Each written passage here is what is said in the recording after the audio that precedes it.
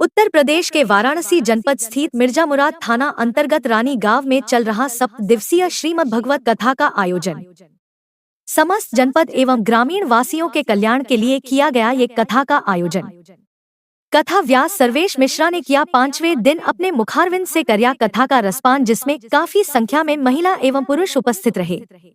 Reporter Satish Shankar Pandey, Mirzapur, Uttar Pradesh. ऐसे ही सारे फाटक बंद हो गए, हथकड़ी बेड़ी अपने आप लग गई, सारे पहरेदार जग गए और जो कन्या लेकर के आए थे नवाज से, वो कन्या रोने लगी। अब कन्या की रोने की आवाज सुनकर पहरेदार जो थे तुरंत कंस महाराज को सूचना दिए। और उस समय कंस भयंकर सपना देख रहा था रात को।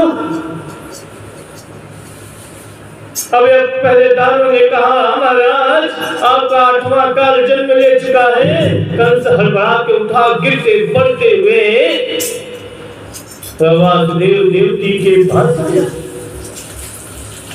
और हाथ में तलवार लेकर हड़बड़ाते हुए आया और देखा कंस की जहाँ लड़का होना चाहिए वहाँ कन्या हुआ है, जहाँ पुत्र होना चाहिए वहाँ कन्या हुआ है। कंस बोला, क्या हुआ, चाहे वह पुत्र हो चाहे कन्या, 8वां मेरा काल है और मैं इसको मारूंगा। अब दोनों हाथों में लेकर के कंस कन्या के दोनों पैर पकड़ करके शिला पर जैसे ही पटकने जा रहा था, माया की कन्या कंस के हाथ से छूटकर आकाश में चली गई और आकाश में जाकर के वह कन्या चतुर्भुज बन गई। और चतुर्भुज बन के कन्या ने कहा, अरे मूर्ख कंस, तू मुझे क्या मारेगा? तेरा मारने वाला, तेरा हत्या करने वाला वह तो जन्म ले चुका है। माया की कन्या कहती है, ओ मूढ़, मुझे क्या मारेगा? तेरी बुद्धि अति भ्रष्ट हुई, तेरा प्रयास सब विफल हुआ, तेरे हंता की सृष्टि हुई। मूर्ख, तो मुझे क्या मारेगा? मुझे मारने वाला पैदा हो चुका है। कंस जब माया की कन्या हाथ से सुनी और चतुर्भुज बन गई, छुट्टी तो चतुर्भुज बन गई, कंस हंसा बक्का हो गया। और सभी आदि देवी देवता जो थे ना, वह चतुर्भुज कन्या की प्रार्थना करने लगे। अरे बोलो ना जय श्री कृष्ण।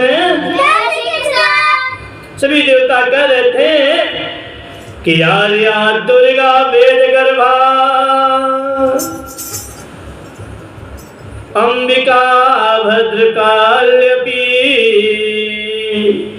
भद्रा क्षेम्या क्षेम करी नैवाहुर नमामिता।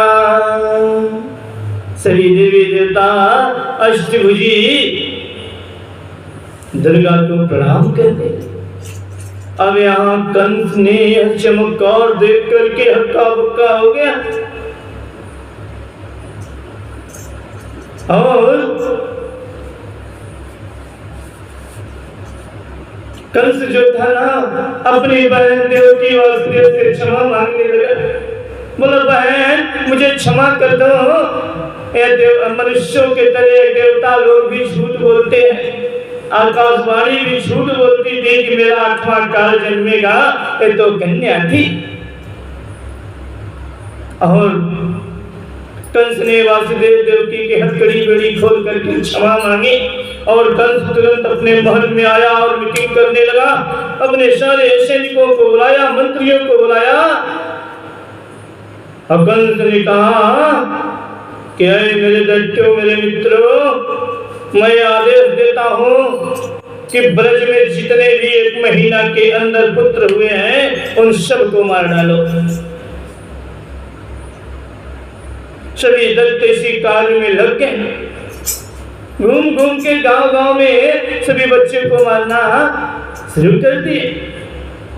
अब देखो यहाँ प्रातः हुई नंद बाबा के यहाँ गोकुल में। अब जब प्रातः हुआ ना तो नंद बाबा को खबर मिला कि नंद बाबा आपके यहाँ आत्मज हुआ है। आत्मज मतलब पुत्र। अब नंद बाबा ने यह सुना कि आत्मज हुआ है ना, तन्नन्नस्त्वात्मजे उत्पन्ने